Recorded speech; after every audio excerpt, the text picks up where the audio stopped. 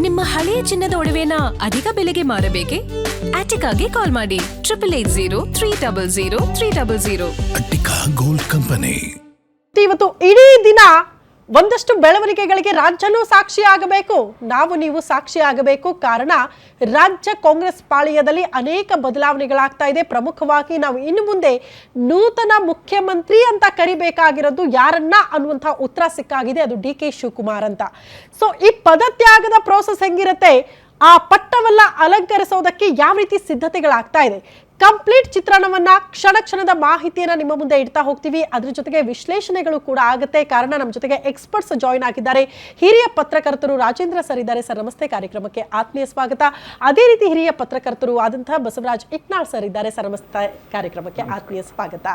So anyway, ಇವತ್ತು high voltage meeting, ಕೊನೆಯ meeting ಸಿದ್ದರಾಮಯ್ಯನವರ ನಿವಾಸದಲ್ಲಿ ಸಿದ್ದರಾಮಯ್ಯನವರ ನೇತೃತ್ವದಲ್ಲಿ ಆಗ್ತಾ ಇದೆ. ಡಿಸಿಎಂ ಡಿ ಕೆ ಶಿವಕುಮಾರ್ ಅವರು ಕೂಡ ಆಲ್ರೆಡಿ ಅವರ ನಿವಾಸದಲ್ಲಿ ಹಾಜರಾಗಿದ್ದಾರೆ. ಶಾಸಕರು, ಸಂಪುಟದ ಸಹೋದ್ಯೋಗಿಗಳ ಜೊತೆ ಬ್ರೇಕ್ಫಾಸ್ಟ್ ಮೀಟಿಂಗ್ ಆರಂಭಗೊಂಡಿದೆ ಸಿದ್ದರಾಮಯ್ಯನವರ ನಿವಾಸದಲ್ಲಿ. ಅರ್ಧ ಗಂಟೆ ಅಷ್ಟೇ ಬಾಕಿ, ಸಿದ್ದರಾಮಯ್ಯನವರ ರಾಜೀನಾಮೆಯ ವಿಚಾರ ಅಧಿಕೃತವಾಗಿ ಘೋಷಣೆಯಾಗಲಿದೆ. ಕಾವೇರಿ ನಿವಾಸದಲ್ಲಿ ನಡೀತಾ ಇದೆ ವಿದಾಯದ ಬ್ರೇಕ್ಫಾಸ್ಟ್ ಮೀಟಿಂಗ್. ಸೊ ಬಹಳ ಕುತೂಹಲ ಇರೋದು, ಸಿಎಂ ಸಿದ್ದರಾಮಯ್ಯ ಜೊತೆ ಡಿಸಿಎಂ ಡಿ ಕೆ ಶಿವಕುಮಾರ್ ಕೂಡ ಬ್ರೇಕ್ಫಾಸ್ಟ್ ನಲ್ಲಿ ಭಾಗಿಯಾಗಿದ್ದಾರೆ. ಇಬ್ರು ಎದುರು ಬದ್ರು ಕೂತ್ಕೊಂಡು ಅದೆಷ್ಟು ಬಾರಿ ಬ್ರೇಕ್ಫಾಸ್ಟ್ ಮಾಡಿದ್ದಾರೋ ಇಷ್ಟೆಲ್ಲ ಚರ್ಚೆಗಳಾಗಿರ್ಲಿಲ್ಲ. ಬಟ್ ಈ ಬಾರಿ ಚರ್ಚೆ ಇದೆ, ವಿಷಯ ಇದೆ ಅಂತ. ಸಚಿವರು, ಶಾಸಕರೆಲ್ಲ ಭಾಗಿಯಾಗಿದ್ದಾರೆ. ಬ್ರೇಕ್ಫಾಸ್ಟ್ ಮೀಟಿಂಗ್ ಬಳಿಕ ರಾಜೀನಾಮೆಯ ನಿರ್ಧಾರ ಅಧಿಕೃತವಾಗಿ ಘೋಷಣೆ ಮಾಡೋದಕ್ಕೆ ಸಿದ್ಧತೆಗಳಾಗ್ತಾ ಇದೆ. 3 ವರ್ಷ ಸರ್ಕಾರ ನಡೆಸೋದಕ್ಕೆ ಸಹಕಾರ ಕೊಟ್ಟವರಿಗೆ ಧನ್ಯವಾದ ಹೇಳಲಿದ್ದಾರೆ ಸಿದ್ದರಾಮಯ್ಯನವರು. ಅರ್ಧ ಗಂಟೆಯಲ್ಲೇ ಇದು ಅಧಿಕೃತವಾಗಿ ಅನೌನ್ಸ್ ಆಗಲಿದೆ ಅನ್ನೋದ್ರ ಬಗ್ಗೆ ಡೀಟೇಲ್ ಸಿಗ್ತಾ ಇದೆ. ಎನಿವೇ, ಈಗ ಆಲ್ರೆಡಿ ಬ್ರೇಕ್ಫಾಸ್ಟ್ ಮೀಟಿಂಗ್ ಒಳಗಡೆ ಆರಂಭಗೊಂಡಿದೆ ಅನ್ನೋದ್ರ ಡೀಟೇಲ್ ಸಿಗ್ತಾ ಇದೆ.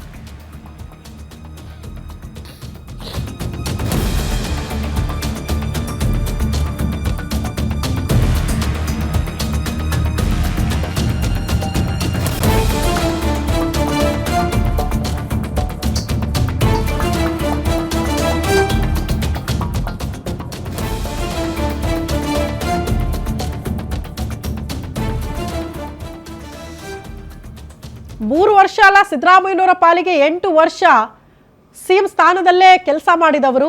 ಜೊತೆಗೆ 18 ವರ್ಷ ಆಯಿತು ಕಾಂಗ್ರೆಸ್ಗೆ ಎಂಟ್ರಿ ಆಗಿ. 18 ವರ್ಷ ಕೂಡ ಒಂದಲ್ಲ ಒಂದು ಅಧಿಕಾರ ಅನುಭವಿಸಿದವರೇ. ಸೊ ಎಲ್ಲದಕ್ಕೂ ಕೂಡ ಇವತ್ತು ವಿದಾಯ ಹೇಳ್ತಾ ಇರುವಂತಹ ದಿನ. ಹೆಂಗಿರುತ್ತೆ ಆ ಪ್ರೋಸೆಸ್ ಅನ್ನೋದ್ರ ಬಗ್ಗೆ ಮಾತಾಡೋಣ. ಅದ್ರ ಜೊತೆಗೆ ಡಿಸಿಎಂ ಡಿ ಕೆ ಶಿವಕುಮಾರ್ ಅವರು ಕೂಡ ಸಿಎಂ ಆಗಿ ಪಟ್ಟಾಭಿಷೇಕಕ್ಕೆ ಸಿದ್ಧತೆಗಳನ್ನ ಮಾಡ್ಕೊಳ್ತಿದ್ದಾರೆ ಅಂತ. ಎನಿವೆ, ರಾಜೇಂದ್ರ ಸರ್, ನಿರೀಕ್ಷೆ ಇತ್ತಾ ಸರ್ ಇಂಥದ್ದೊಂದು ಬೆಳವಣಿಗೆಗೆ ಕಾಂಗ್ರೆಸ್ ಪಾಳಿಯ ಸಾಕ್ಷಿ ಆಗೇ ಆಗುತ್ತೆ ಈ 5 ವರ್ಷಗಳಲ್ಲಿ ಅಂತ? ಇತ್ತಲ್ಲ, ಇಲ್ಲ ಅಂತ ಹೇಳೋಕ್ಕಾಗೋದಿಲ್ಲ. ಯಾಕೆಂತ ಹೇಳಿದ್ರೆ ರಾಜ್ಯದ ಕಾಂಗ್ರೆಸ್ಸಿನ ಈ ಎಲ್ಲ ವಿದ್ಯಮಾನಗಳು ನಾವು ಆರಂಭದಿಂದಲೂ ನೋಡ್ತಾ ಇದ್ದಾಗ ಯಾವುದೋ ಒಂದು ರೀತಿಯಾದಂಥ ಒಂದು ಒಪ್ಪಂದ ಇತ್ತು ಅಂತಕ್ಕಂಥದ್ದು ನಮಗೆ ಕೇಳಿ ಬಂದಂಥ ಒಂದು ಸುದ್ದಿ. ಆದರೆ ಅದ್ರ ಬಗ್ಗೆ ಯಾರೂ ಕೂಡ ಕನ್ಫರ್ಮ್ ಮಾಡಿರಲಿಲ್ಲ. ಈಗ ನಮಗೆ ಗೊತ್ತಾಗ್ತಾ ಇದೆ. ಅಂದರೆ ರಾಜ್ಯದಲ್ಲಿ 3 ವರ್ಷಗಳ ಹಿಂದೆ ಯಾವಾಗ ಕಾಂಗ್ರೆಸ್ ಪಕ್ಷ ಆಡಳಿತದ ಒಂದು ಚುಕ್ಕಾಣಿ ಹಿಡಿತಕ್ಕಂಥ ಸಂದರ್ಭದಲ್ಲಿ ಈ ರೀತಿಯಾದಂಥ ಒಂದು ಒಪ್ಪಂದ ಇತ್ತು ಅಂತಕ್ಕಂಥದ್ದಕ್ಕೆ ಈಗ ಪೂರಕವಾದಂಥ ಒಂದು ಇದು ಸಿಗ್ತಾ ಇದೆ ಅಂತಕ್ಕಂಥದ್ದು. ಅದರ ಹಿನ್ನೆಲೆಯಲ್ಲಿ ನಾವು ನೋಡಿದ ಹಾಗೆ ಕಳೆದ ಒಂದು 6 ತಿಂಗಳು, ಹೆಚ್ಚು ಕಡಿಮೆ 8 ತಿಂಗಳಿಂದ ಈ ರೀತಿಯಾದಂಥ ಒಂದು ಕಸರತ್ತು ಮತ್ತು ಮೇಲಾಟಗಳು ಇವೆಲ್ಲ ನಡೀತಾ ಇತ್ತು. ಹಾಗೆಯೇ ದೆಹಲಿಗೆ ಕಾಂಗ್ರೆಸ್ ನಾಯಕರೆಲ್ಲ ಯಾರು ಸಿದ್ದರಾಮಯ್ಯನ ಕಡೆ ಗುರುತಿಸ್ಕೊಂಡಿದ್ರು, ನಾನದು ಬಣ ಅಂತ ಹೇಳಲಿಕ್ಕಾಗೋದಿಲ್ಲ, ಸಿದ್ದರಾಮಯ್ಯನವರೇ ಮುಂದುವರಿಬೇಕು ಅಂತಕ್ಕಂಥದ್ದು ಒಂದು ಪ್ರಶ್ನೆ ಇತ್ತು.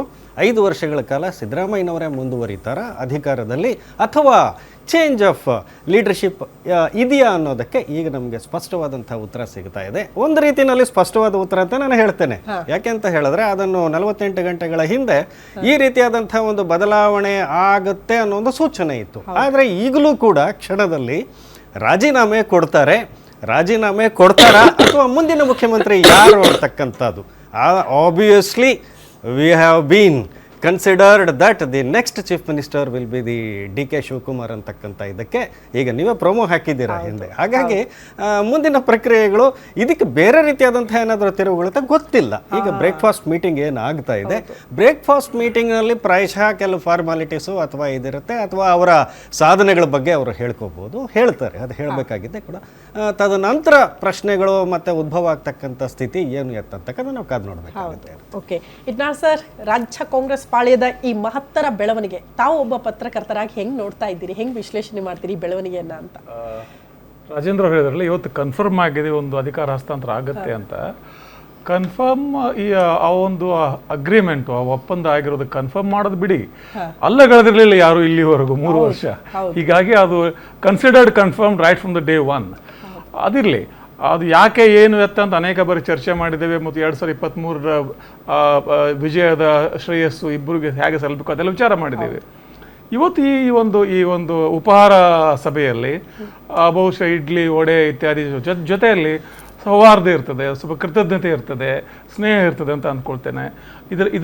ಈ ಒಂದು ಸಭೆ ಆದ ಮೇಲೆ ಸಿದ್ದರಾಮಯ್ಯನವರು ವಾಡಿಕೆಯಂತೆ ಒಂದು ಮಾಧ್ಯಮ ಗೋಷ್ಠಿಯನ್ನು ಕರೆದು ಮಾಧ್ಯಮಗಳಿಗೆ ಬ್ರೀಫಿಂಗ್ ಮಾಡಿ ಆಮೇಲೆ ರಾಜ್ಯಪಾಲರ ಕಚೇರಿಗೆ ತೆರಳ್ತಾರಂತ ಒಂದು ನಾನು ಊಹಿಸಬಲ್ಲೆ. That is expected of him. ಅದರ ನಂತರ ಪ್ರಕ್ರಿಯೆಗಳು ಶುರುವಾಗ್ತವೆ. ಮುಂದಿನ CLP ನಾಯಕ ಯಾರು, ಮುಂದಿನ ಕ್ಯಾಬಿನೆಟ್ಟಲ್ಲಿ ಯಾರ್ಯಾರು ಇರ್ತಾರೆ, ಭಾಳ ಮುಖ್ಯವಾದ ಮತ್ತು ಇದರಷ್ಟೇ ಕ್ಲಿಷ್ಟಕರವಾದ ಸಮಸ್ಯೆ ಮುಂದಿನದು KPCC ಅಧ್ಯಕ್ಷರು ಯಾರಿರ್ತಾರೆ. ಯಾಕಂದರೆ KPCC ಅಧ್ಯಕ್ಷರ ಆ ಸ್ಥಾನಕ್ಕೆ ಆಕಾಂಕ್ಷಿಗಳು ಬೇರೆ ಯಾರೇ ಇದ್ದರೂ ಅಷ್ಟು ಕ್ಲಿಷ್ಟ ಆಗ್ತಿರಲಿಲ್ಲ. ಜಾರಕಿಹೊಳಿಯವರು ಆ ಸೀಟಿಗೆ ಟವೆಲ್ ಹಾಕಿರೋದ್ರಿಂದ ಮತ್ತು ಜಾರಕಿಹೊಳಿ ಮತ್ತು DK ಶಿವಕುಮಾರ್ ಮಧ್ಯೆ ಇರುವಂಥ ಒಂದು ರೀತಿಯ ಕ್ವಾಯ್ಟ್ ಅನೀಸ್ ಅಂತ ಇಂಗ್ಲೀಷಲ್ಲಿ ಹೇಳ್ತೀವಿ, ಆ ಥರ ಒಂದು ಹಾಗಿರೋದ್ರಿಂದ ಅದನ್ನು ಹೇಗೆ ಬಗೆಹರಿಸ್ತಾರೆ. ಮತ್ತು ಮುಂದೆ ಉಪಮುಖ್ಯಮಂತ್ರಿಗಳ ಲೆಕ್ಕಾಚಾರ ಕೆಲವು ಮೂಲಗಳ ಪ್ರಕಾರ 4 ಉಪಮುಖ್ಯಮಂತ್ರಿಗಳು ಇರಬೇಕು ಅಂತ ಒಂದು ಚರ್ಚೆ ನಡೆದಿದ್ದರೆ DK ಶಿವಕುಮಾರ್ ಇಲ್ಲ, ಒಬ್ಬರೇ ಉಪಮುಖ್ಯಮಂತ್ರಿ, ಇಲ್ಲಿವ್ರಿಗೆ ಹೇಗೆ ಒಬ್ಬರೇ ಉಪಮುಖ್ಯಮಂತ್ರಿ ಇದ್ರು ಹಾಗೆ ಇನ್ನು ಮುಂದೆ ಒಬ್ಬರೇ ಇರ್ತಾರೆ ಅಂತ ಅವ್ರ ಒಂದು ವಾದ. ಇದೆಲ್ಲ ಸೇರಿಕೊಂಡು ಈ ಚರ್ಚೆಗಳು, these parleys of give and take, this will take at least 1 more week ಅನ್ಸುತ್ತೆ ನನಗೆ. ಓಕೆ, ಬಟ್ ಈಗ ಅನ್ಸುತ್ತಾ ರಾಜೇಂದ್ರ ಸರ್, ಇದು ಒಳ್ಳೆ ರೀತಿಯ ಎಕ್ಸಿಟ್ ಅಂದ್ರೆ ನಾವು ಸಿದ್ದರಾಮಯ್ಯನವರ ರಾಜಕೀಯ ಹಾದಿಯನ್ನ ನಾನು ಆಗ್ಲೇ ನೋಡ್ತಾ ಇದ್ದೆ. ಜನತಾದಳದಿಂದ ಬಂದವರಾದ್ರೂ ಕೂಡ 18 ವರ್ಷ ಸತತವಾಗಿ ಕಾಂಗ್ರೆಸ್ನಲ್ಲಿ ವಲಸಿಗರಾದ್ರೂ ಕೂಡ ಬಂದಂತ ಫಸ್ಟ್ ಅಲ್ಲೇ ಅವರು ವಿಪಕ್ಷ ನಾಯಕರಾಗಿ ಆಯ್ಕೆ ಆಗ್ತಾರೆ. ಅವರು ಅನುಭವಿಸ್ತಾ ಇರುವಂತಹ ಅಧಿಕಾರ ಪಕ್ಷದಲ್ಲಿ ಇಲ್ವೇ ಇಲ್ಲ, ಪಕ್ಷ ಕೇಳಿದ್ದನ್ನೆಲ್ಲ ಕೊಟ್ಟುಬಿಟ್ಟಿದೆ ಆಲ್ರೆಡಿ ಅವ್ರಿಗೆ ಅಂತ. 8 ವರ್ಷ ಮುಖ್ಯಮಂತ್ರಿಯಾಗಿ ಅವರು ಅಧಿಕಾರವನ್ನ ನಡೆಸ್ತಾರೆ, ದಾಖಲೆ ಮೇಲೆ ದಾಖಲೆಗಳನ್ನ ಮಾಡಿದ್ದಾರೆ ಅಂತ. ಮೋಸ್ಟ್ಲಿ ಒಬ್ಬ ರಾಜಕಾರಣಿಗೆ ಇದಕ್ಕಿಂತ ತೃಪ್ತಿದಾಯಕ ವಿಷಯ ಮತ್ತೊಂದಿಲ್ಲ ಅಂತ ಅನ್ಸುತ್ತೆ. ಒಳ್ಳೆ ರೀತಿ ಎಕ್ಸಿಟ್ ಆಯ್ತು ಅಂತ. ರಾಜಕಾರಣದಲ್ಲಿ ತೃಪ್ತಿ ಇರುವುದಿಲ್ಲ, ಇರೋದೇ ಇಲ್ಲ ಅಂತೀರಾ? ಇರುವುದಿಲ್ಲ.